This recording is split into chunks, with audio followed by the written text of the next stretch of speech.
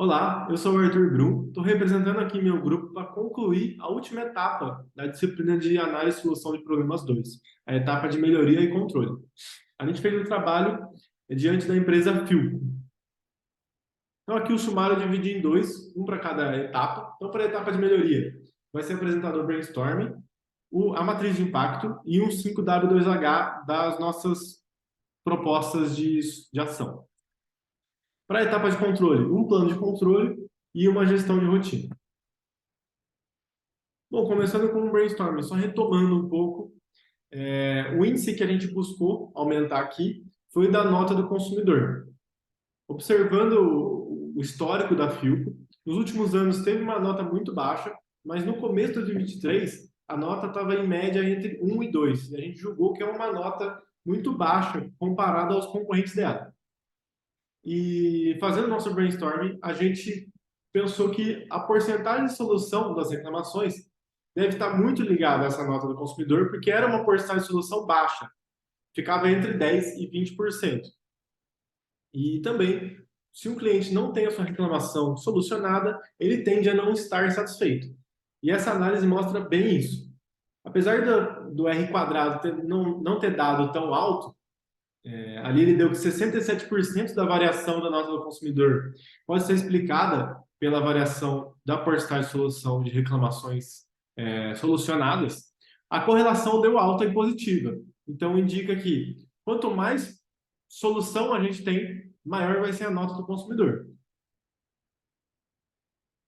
E aqui a gente vai um pouco mais a fundo nas reclamações. A gente viu os relatos mesmo. Então, a gente selecionou 26 relatos, a gente leu todos eles desse ano. Então, selecionando alguns de abril, alguns de março, alguns de fevereiro.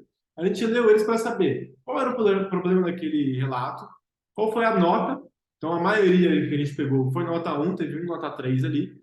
Qual foi o tempo de resposta, qual o produto e se aquela mensagem era uma mensagem padrão, porque muita reclamação dos relatos era de que as mensagens eram padrões, então a gente colocou ali quais mensagens que eram padrões, certo? E ali o problema a gente colocou em grupo problema, né? Então dá para ver que o grupo problema mais recorrente, mais frequente nesse período foi o produto com defeito imediato. Então nos primeiros meses de compra, e seguido por envio para assistência técnica e nunca retornou, e uma compra online e o produto não recebe nem o valor aí estornado. Então a gente pegou esses três ações, três atividades, porque a maioria das reclamações vinham dessas três atividades. Então, primeiro, o cliente compra o produto, não recebe. O produto dá defeitos logo nos primeiros meses de uso. Se ele recebe, dá defeitos primeiros. E se ele recebe e dá defeito e manda para uma assistência técnica, essa assistência técnica não devolve o produto. Por quê? A Philco, ela não ressarce o produto, ela não substitui o produto. E ela não tem assistência técnica também. Ela tem uma seleção de assistência técnicas que ela recomenda ao cliente. Então, o cliente pode ver qual assistência técnica recomendada pela Philco mais próxima dele, ele leva na assistência técnica. Só que, muitas vezes, nessa assistência técnica não tem a peça necessária para fazer a manutenção. Mas a Philco não fornece essa peça assistência técnica e o produto fica ali quebrado, não cumprindo com a garantia prometida da Philco. Então, a gente pensou em algumas soluções para atacar essas atividades. Primeiro, e colocou elas numa matriz de impacto. Então, primeiro, com maior esforço e maior impacto, é melhorar a qualidade do produto, garantindo o funcionamento pleno durante mais tempo. Porém, esse é um projeto à parte, né? E já entra na questão de qualidade, do processo, do procedimento de fabricação dos produtos. Abaixando um pouco o esforço, a gente consegue diminuir o tempo de garantia, porém trocar todo o equipamento. Por que a gente julgou que é uma ação com menos esforço? Pode parecer mais esforço, mas baixando o tempo de garantia, a gente diminui o comprometimento que a gente tem com o cliente. Então, a maioria dos produtos que são produtos muito variados, né? Tem geladeira, tem micro-ondas, tem TV, tem de tudo. Mas a gente consegue falar que, na maioria das vezes, é uma garantia de 12 meses, certo? Então, se a gente colocar uma garantia de 3 meses, por exemplo, mas trocar todos os produtos que dão defeito, a gente consegue garantir uma satisfação maior ao nosso cliente. Claro que esses valores que eu falei de 3 meses, 12 meses, são suposições, né? Não dá para ter uma noção. A gente tentou calcular quanto seria um tempo de garantia, um prazo de garantia compatível, porque se a gente souber o quanto a Philco quer gastar com o período de suporte e quanto um produto, em média, gasta para ser substituído, a gente consegue ali calcular quantos produtos ela quer substituir, dá para calcular o quanto seria esse período de garantia, mas a gente não tem esses dados de quanto custa para ela substituir, não tem a equação, a, a função de vida útil dos produtos, são produtos muito variados. Mas abaixando um pouco ali na matriz, com menos impacto, ó, mas menos esforço também, com as frutas baixas, a gente consegue responder as reclamações da plataforma de maneira mais humanizada, seguindo aquela reclamação que eu citei, de que muitas respostas eram automáticas. Aqui um 5W2H dos quadrantes da esquerda, né, de menor esforço. Então, trocar todos os produtos dentro da garantia e atender de forma mais humanizada o cliente. E aí o 5W2H com cada uma dessas ações. Bom, agora partindo para a parte do controle, né? O plano de controle. Seguindo aquele gráfico, aquele resultado da análise de nota de consumidor e porcentagem de reclamações solucionadas, ele dá uma equação, certo? Que coloca uma em função da outra, a nota do consumidor em função da porcentagem. Para trabalhar naquele limite inferior que a gente estipulou nas outras etapas, a gente precisa de 90% de solução das reclamações. É claro que isso não é tão certeiro assim, mas a gente consegue falar que 90% da solução das reclamações é algo plausível olhando para os concorrentes.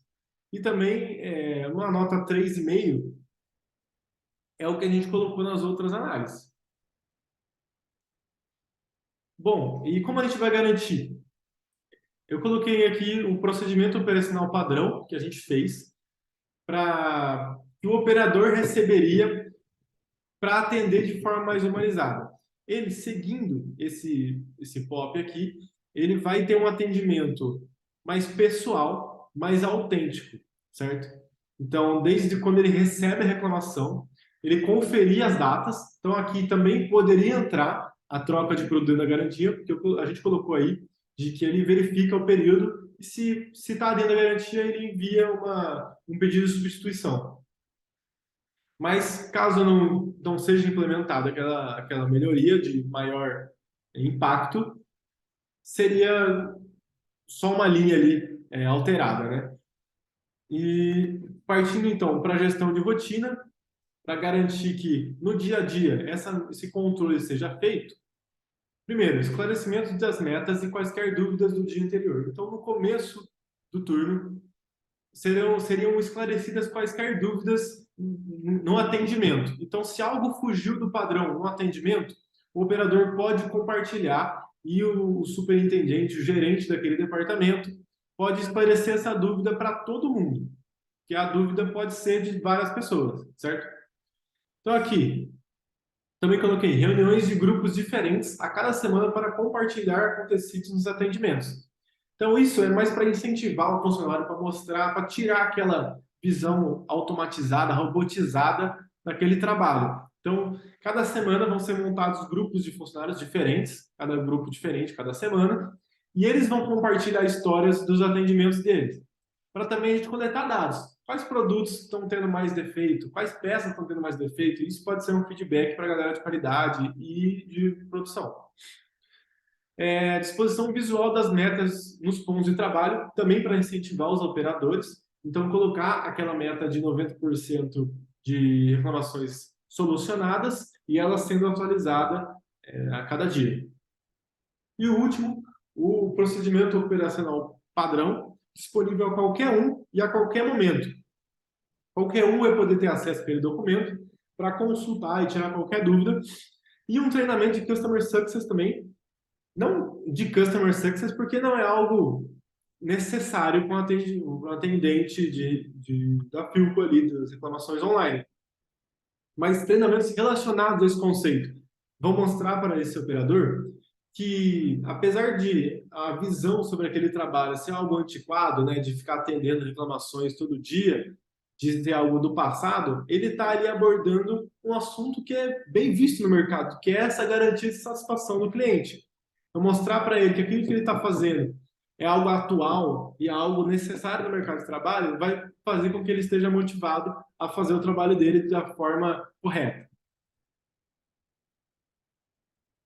E é isso. Obrigado.